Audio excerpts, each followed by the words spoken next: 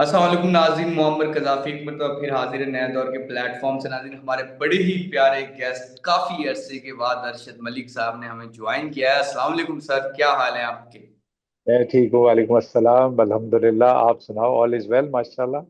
بالکل بالکل، اچھا سر، میں تو پرفیکٹ ہوں، لیکن بہت ساری چیزیں ہیں، جس طرح افغانستان کے بہت سارے معاملات تھے، پھر پاکستان نے جس طرح آپریشن غزب الحق لانچ کیا، اور اس کے بعد کافی دہشت گردی پاکستان کے اندر کنٹرول ہوئی، بہت ساری چیزیں ہوئی، اور پھر سیز فائر ایک قسم کا ہوا تھا لاسٹ عید کے درمیان، تو اس کے بعد بہت ساری چیزیں کنٹرول میں تھی، لیکن ہم دیکھتے ہیں کہ اچانک بلوچستان میں کچھ معاملات حالات تھوڑے سے ڈسٹربنگ نظر آ رہی ہیں۔ تو کیا سمجھتے ہیں، D J S P R نے بھی پریس کانفرنس کی ہے، اصل کیا چیزیں ہیں وہاں پر، اور کون سی وجہ ہے کہ ہم بلوچستان کو تھوڑا سا کنٹرول کرنے میں مشکلات کا شکار ہو رہے ہیں، لیکن ہم افغانستان کے حوالے سے کافی اسٹرانگ طریقے سے اس کو روک رہے ہیں؟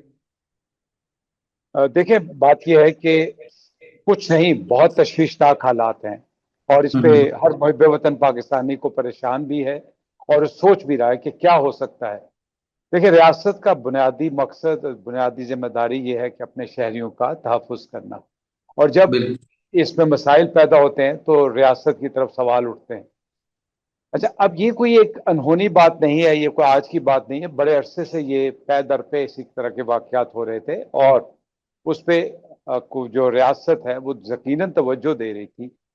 لیکن اب المیہ یہ ہے کہ آپ کے اڑوس پڑوس کی جو سچویشن ہے، ون سیکنڈ، جو ایک انٹرنیشنل ڈیزائن ہے اس کو آپ بالکل نظر انداز نہ کریں، کہ جب آپ کی ایک عزت بننے لگتی ہے تو انٹرنیشنل پلیئرز جو ہیں وہ آپ کو ڈسٹیبلائز بھی رکھنا چاہتے ہیں، اور آپ کی اس امیج کو ڈاؤن کرنا چاہتے ہیں۔ تو یہ اتنا آسان مسئلہ نہیں ہے، بہت پیچیدہ مسئلہ ہے، اور اس کا حل بھی اتنا ہی پیچیدہ ہے، کوئی آسان حل نہیں ہے، جس میں بہت توجہ کی اور بہت زیادہ اسٹریٹجائز کرنے کی اور فوکس ہو کر اس پہ عمل کرنے کے لیے تمام سٹیک ہولڈرز کو آن بورڈ آنا پڑے گا۔ بالکل بالکل، اچھا سر، جس طرح ہم آپریشنز تو ہمارے بے شمار ہوتے ہیں، سینکڑوں دہشت گرد بھی مارے جاتے ہیں۔ ابھی بھی جو ڈی اے ایس پی نے پریس کانفرنس کی کہ انہوں نے بتایا کہ 54 دہشت گردوں کو جہنم واصل کیا گیا ہے۔ تو پھر اگر اتنے بڑے آپریشنز اور چیزیں ہو رہی ہیں تو پھر کیوں مشکلات کا شکار ہو رہے ہیں ہم اس کو سنبھالنے میں یا اس کو کنٹرول کرنے دیکھیے، اس کو اگر آپ ٹریس بیک کریں نا لانگ ٹائم، تو یہ کب سے 70 سے یہ مسئلہ چلا آ رہا ہے، ون میں؟ سیکنڈ۔ دیکھیے، ساری چیز، سارا کچھ آپ فوج کے اوپر یا ریاست کے اوپر بھی نہیں ڈالتے۔ ریاست سے مراد بالکل میری مرکزی ریاست ہے۔ اب اس میں ایک بہت بڑا المیہ جو ہمیں سامنے نظر آ رہا ہے، وہ صوبائی حکومتوں کا فیلئر بھی ہے۔ پے در پہ جو صوبائی حکومتیں آئیں، کیا وہ اپنا رول ادا کر پائیں؟ اس پہ بہت بڑا سوالیہ نشان ہے۔ پھر بالکل کیا وہ جو سرداری نظام ہے، کیا وہ اپنی جو ذمہ داریاں ہیں، کیا وہ ریاست کے ساتھ پوری کر رہا ہے؟ دوسری بات۔ تیسری بات، کہ ایک بہت بڑا فتنہ جو پنپ رہا ہے اور جو ہمیں خراب کر رہا ہے، وہ ہندوستان کی طرف سے ہے، ہندوستان کی۔ بالکل اور انہوں نے بڑا کلیئرلی بتایا، اور اگر آپ یاد کریں، ایک میں تو اس میں یہ بھی کہوں گا، جب میں کہتا ہوں کہ انٹرنیشنل پلیئرز، اس میں اسرائیل برابر کا شامل ہے۔ آج اسرائیل کی ایک سٹیٹمنٹ آئی ہے کہ India is a proper ایلائی، so that means whatever India is doing, whatever Israel is doing, they are hand in gloves with each other. And you know that, we all know that، کہ پاکستان سے خواہ مخواہ کا بیر جو ہے وہ اسرائیل کو ہے، وہ کہتا ہے کہ میرا یہ بہت بڑا دشمن ہے۔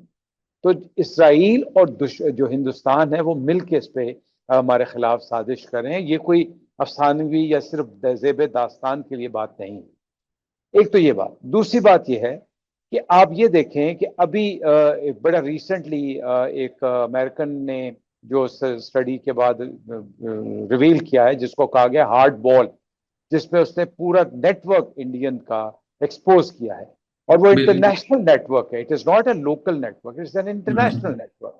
تو یہ وہ واقعات و حالات و واقعات ہیں جو کہ سپانسر کرتے ہیں ان لوگوں کو جو یقیناً ریاست سے ناراض ہیں، اور جن کو یقیناً سرداروں سے شکایات ہے، لیکن جب سرداروں سے شکایت ہوتی ہے تو وہ ریاست سے شکایت بن جاتی ہے، کیونکہ وہ سردار اس ریاست کے نظام کا حصہ بنے ہوتے ہیں۔ اب وہ جب تک وہ دونوں سائڈ سے کھیلتے رہیں گے تو یہ سچویشن خراب ہوتی رہے گی، اور اس تشویشناک حالات میں جو کہ آج کل ہم دیکھ رہے ہیں، ہمارے لیے بہت بڑا لمحہ فکریہ ہے۔ بالکل بالکل. اچھا سر، اس کا سولوشن آپ کیا سمجھتے ہیں کہ کیا سولوشن ہونا چاہیے؟ ہم کہاں پر ہماری لیک کر رہی ہیں چیزیں جس کی وجہ سے یہ تمام چیزیں ہو پا رہی ہیں؟ دیکھیں، ایک تو بڑی سمپل سی بات ہے کہ جو عام آدمی جو باہر بیٹھ کے دیکھتا ہے وہ یہ کہتا ہے جی فوجی آپریشن ہو جانا چاہیے. میرے خیال میں صرف فوجی حل ہی اس کا حل نہیں ہے. فوجی حل بالکل ایک لمیٹڈ حد تک یا ایک مخصوص حد تک یا مخصوص مقصد کے لیے تو استعمال کیا جا سکتا ہے، بٹ لانگ ٹرم میں ہمیں یہ توجہ کرنی پڑے گی. ہم کیوں نہیں کرتے کہ ہم بلوچستان کو ایک سمر کیپٹل پاکستان کا ڈکلیئر کر دیں. پاکستان کی بالکل کابینہ جو ہے وہ کیپٹل کے طور پہ ہر مہینے ہر کوارٹر میں ایک دفعہ نہیں 2 دن 3 دن وہاں پہ گیٹ ٹوگیدر ہو، تاکہ سینس آف بلونگنگ ان لوگوں کے اندر آئے. ون بالکل. سیکنڈ، جو فنڈنگ کا استعمال ہے اس فنڈنگ کے استعمال کو انشور کیا جائے. بیکاز آپ یہ دیکھیں کہ کیا بلوچستان کے دور دراز کے علاقوں میں یا بڑے شہر جو بلوچستان کیا ان میں سہولیات وہ ہیں جو کہ پنجاب سندھ یا کے پی کے میں ہیں، لائک کارڈیک سینٹرز ہیں، لائک ڈائگنوسٹک سینٹرز ہیں، لائک فیسیلیٹیشن سینٹرز ہیں. تو یہ چیزیں جب آپ لوگوں کو دینا شروع کریں گے تو لوگوں میں بھی اعتماد آئے گا. اور تیسری بات بالکل کہ جو یہ اس قسم کے شرط پسند عناصر ہیں ان کا قلع کما بہت ضروری ہے، اور وہ قلع کما بالکل سارے سٹیک ہولڈرز کو ساتھ لے کے چلنا پڑے گا، لوگوں کو کنونس کرنا پڑے گا. بلوچی جو ہے وہ کہیں پہ بھی پاکستان سے نفرت نہیں کرتا. چند ایک مخصوص شرط پسند عناصر ہیں جو باہر بیٹھے ہوئے ہیں جن کو سپانسر کیا جا رہا ہے، اور اس کو ایکسپلائٹ کر کے سچویشن ان حد تک لے کے آئی جا رہی ہے. بالکل بالکل. اچھا سر، جہاں یہ پاکستان کے اندر معاملات تھے، ایک اور پاکستان نے بہت بڑا اس خطے میں کردار ادا کیا، وہ ہے ایران امریکہ کی جنگ. اس حوالے سے پاکستان نے جتنا پوزیٹو کردار ادا کیا، جس طرح اس جنگ کو رکوایا، اور بہت سارے لوگ تو کہہ رہے تھے ورلڈ وار 3 کی جانب چیزیں جا رہی تھی، لیکن پاکستان نے اور پاکستان کے فیلڈ مارشل جو موجودہ گورنمنٹ شہباز شریف، انہوں نے بڑا اہم رول ادا کیا اس تمام میں. لیکن اب دوبارہ سے وہاں پر ایک جنگ کی صورتحال بنی ہوئی ہے، دوبارہ سے اٹیکس ہوئے ہیں ایران پر. تو اب یہ کس جانب معاملہ جا رہا ہے؟ کیا یہ جنگ بندی ہو سکتی ہے؟ پاکستان کیا کردار ادا کرے گا؟ سننے میں آ رہا ہے کہ فیلڈ مارشل کو کال بھی کی ہے عراقچی صاحب نے ایران سے. تو اس طرح کی بھی چیزیں آ رہی ہیں. سر کیا معاملات چل رہے ہیں اس ٹائم؟ سب سے پہلے تو اس بات کو تسلیم کر لیتے ہیں کہ الحمدللہ پاکستان کی لیڈرشپ نے جس میچورٹی کے ساتھ اس ساری سچویشن کو ہینڈل کیا وہ قابل صد تعریف ہے. دوسری بات کہ دیکھیں یہ ایک جو سیز فائر تھا یا ایم او یو تھا وہ it was kind of a fragile, because اور اس میں صرف امریکہ کو ہی قصوروار نہیں ٹھہراؤں گا، میں کچھ شدت پسند عناصر جو کہ آئی آر جی سی کے ہیں ان کو بھی کسی حد تک قصوروار ضرور ٹھہراؤں گا. لیکن یہ بات یاد رکھیے گا کہ یہ جو جنگ بندی ہوئی یا جو ایم او یو ہے، میں اس لیے فریجائل کہتا ہوں کہ ود ان امریکہ اس میں سپلٹ تھا. ود ان امریکہ سپلٹ کیسے تھا کہ وہ جو صہیونی سوچ تھی، جو صہیونی طاقتیں تھیں، جو صہیونی لابیز تھیں، وہ اس کے اگینسٹ تھی. اور اسرائیل تو بالکل کھل کے اس کے اگینسٹ تھا کہ یہ ہونا ہی نہیں چاہیے. اور اس یا جو سٹیٹمنٹ آئی ہے اس نے بھی یہ کہا کہ اس دوران بھی ہم اپنے آپ کو تیار کر رہے تھے، تو نیت میں فتور تھا. لیکن یہ بات یاد رکھیے کہ امریکہ نے اس جنگ کو غلط انداز میں شروع کیا. ایک غیر منطقی جنگ تھی جس کا اس نے یہ انیشیٹو لیا، اور اس کو بہت جلد احساس ہوا، بیکاز اس کے اکنامک ایفیکٹس نہ صرف امریکہ میں آئے بلکہ پوری دنیا میں محسوس کیے گئے. اور انہی اکنامک امپیکٹ کی وجہ سے نیٹو اور یورپین جو یونین سی، جو یورپین کنٹریز سے دے ور ناٹ فار دس وار. سو بالکل یہ وار ابھی بھی میں یہ سمجھتا ہوں کہ انشاءاللہ اللہ کے فضل سے انشاءاللہ ضرور اپنے سیزیر میں آئے گی، سٹاپ ہوگی. تھوڑی سی یہ چلتی رہیں گی بیکاز ٹرمپ صاحب بھی انپریڈکٹیبل ہیں، ادھر سے ایک غصہ ہے، ایک شدت ہے ایران میں بھی، اور آئی آر جی سی کا بڑا پازیٹیو کنٹرول ہے، اسٹرانگ کنٹرول ہے، جس کو نیوٹرلائز کرنا یا لاجیکل انداز میں نیوٹرل کرنا بہت ضروری ہے. تو یہ میرا نہیں خیال کہ ہم ایک اور کسی طویل جنگ کی طرف جا رہے ہیں. میرا یہ خیال ہے کہ یہ نیگوسیشن جاری رہیں گی، پاکستان اپنا کردار پھر ادا کرے گا انشاءاللہ، اور کچھ نہ کچھ واضح صورتحال سامنے آ جائے گی.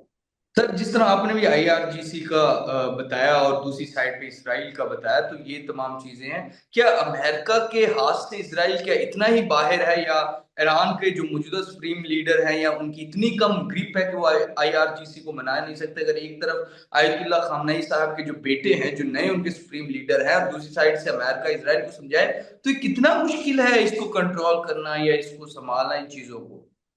دیکھیں، اسرائیل کو تو کنٹرول کرنا بہت مشکل ہے، ناممکن نہیں، مشکل ہے۔ اس کی وجہ کہ اسرائیل ایک بفر زون بنانا چاہتا ہے، اس نے غزہ میں وہ بفر زون بنا لیا، لیبنان میں کسی حد تک، میجر حد تک بفر زون بن چکا۔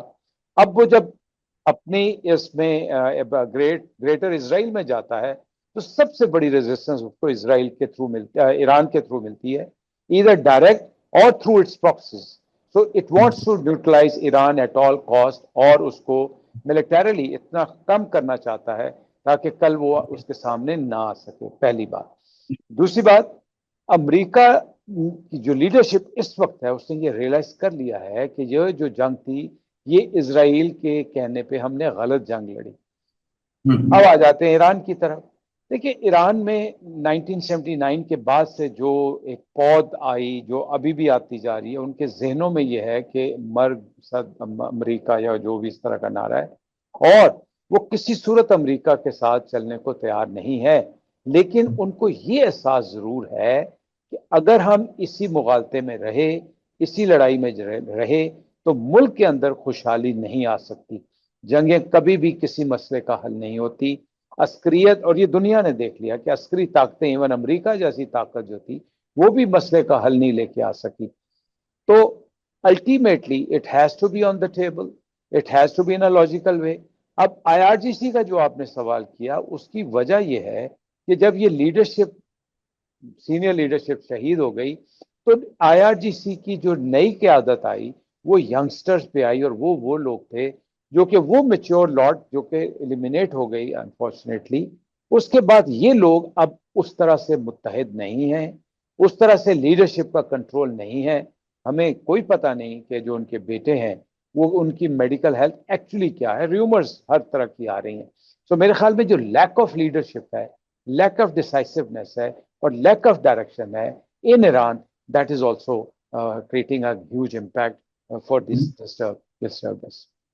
بالکل۔ اچھا سر، جب یہ جنگ شروع ہوئی تھی تو اس ٹائم امریکہ نے، ڈونلڈ ٹرمپ نے یہ کہا تھا کہ ایٹمی ہتھیار بنانے جا رہا ہے ایران، اور یہ تمام چیزیں اس طرح کی اس نے کچھ پوائنٹس اٹھائے تھے۔ لیکن اب وہ پوائنٹس جتنے بھی انہوں نے بنائے تھے یا اٹھائے تھے ڈونلڈ ٹرمپ صاحب نے، اب ان میں سے کوئی واضح نظر نہیں آ رہا۔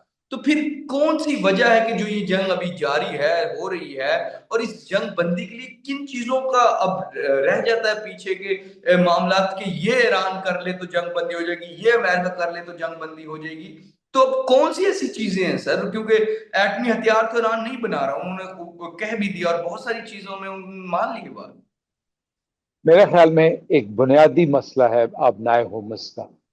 امریکہ کو یہ احساس کر لینا چاہیے کہ ان کی اس غیر منطقی، غیر اخلاقی، غیر قانونی جنگ کی وجہ سے آبنائے ہومس ایک بہت بڑا فیکٹر بن کے سامنے آیا ہے، اور ایران نے یہ فیل کر لیا ہے کہ آبنائے ہومس کی وجہ سے وہ دنیا کو ڈسٹرب کر سکتا ہے، دنیا کی معیشت کو ڈسٹرب کر سکتا ہے، اور امریکہ کی اکانومی کو ہلا سکتا ہے، اور امریکہ کی انٹرنل پالیٹکس کے اوپر بھی ایک ہیوج امپیکٹ آ سکتا ہے۔